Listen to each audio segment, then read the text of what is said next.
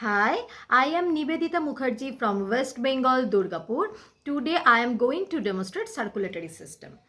When minerals, essential ions, water transport or circulate all part of our body and remove waste particles, waste materials from the body, the process is called circulatory system. Two types of circulatory system, open and closed. Open circulatory system is found in invertebrates. Here body fluid goes to the capillaries, no blood vessels is necessary here. In closed circulatory system there have heart is essential organ which is known as pumping organ, etc. Or with this heart they are also necessary of blood vessels, veins, venules, arteries, arterioles and capillaries. All things are necessary. Two types of circulation found in this system, pulmonary or systematic. In systematic, one thinks, but first heart is four chambered, right atrium, left atrium, right ventricle, left ventricle. Two types of valve is present, tricuspid valve, bicuspid valve or mitral valve. And in case of reptiles there have three chambered heart. Only one ventricle is present here. There have no exchange of carbon dioxide and oxygen, as they exchange oxygen and carbon dioxide via the skin. So in the evolution in the mammals there are four chambered heart is present. In systematic circulation they are necessary veins, largest vein and largest artericle, aorta, largest arterioles, aorta.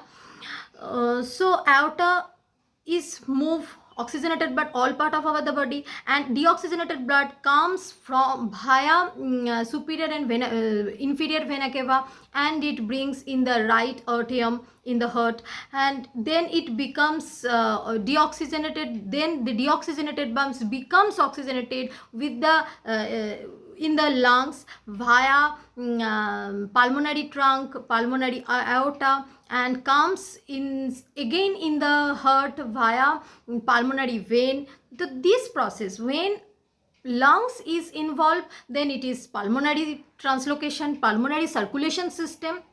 And when the largest vein and aorta is present, articles is present and helps in this process, then this is systematic circulatory system is occur. That means when deoxygenated blood, that means carbon dioxide rich blood comes to the heart via superior inferior vena cava, and oxygenated blood goes all part of our body through aorta. This system is called systematics. And when deoxygenated blood from right ventricle, it goes via pulmonary trunk, then pulmonary articles, and then pulmonary articles actually divided into two parts, right and left, and they goes to the lungs, and carbon dioxide is given off and oxygen is picked up in the blood, and in this process is occur in the lungs, and then lungs again brings oxygenated blood via pulmonary vein. Then pulmonary vein brings this blood to the left atrium and left ventricle. From left ventricle, then this process now which I described, this process is totally pulmonary circulatory system. So subdivision is also occur in the systematic circulation, that is coronary circulation and hepatic. Hepatic is related to liver, and coronary, that means blood vessels when brings blood vessels when brings blood to the heart muscle, myocardium tissue, then this is called coronary circulation.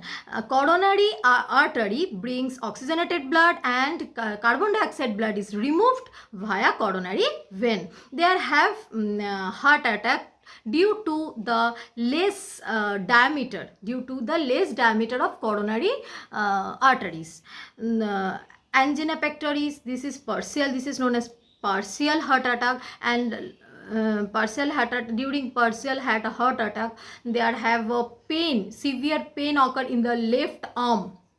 And in the major heart attack, the myocardium tissue remain die due to the lack of oxygen. There have many diseases also occur in the myocardial tissue due to the destruction or disturbance in the myocardium tissue. And when venous blood comes from gastrointestinal tissue, from spleen, and then in the liver, and total system is end to end connected with capillaries, this system is called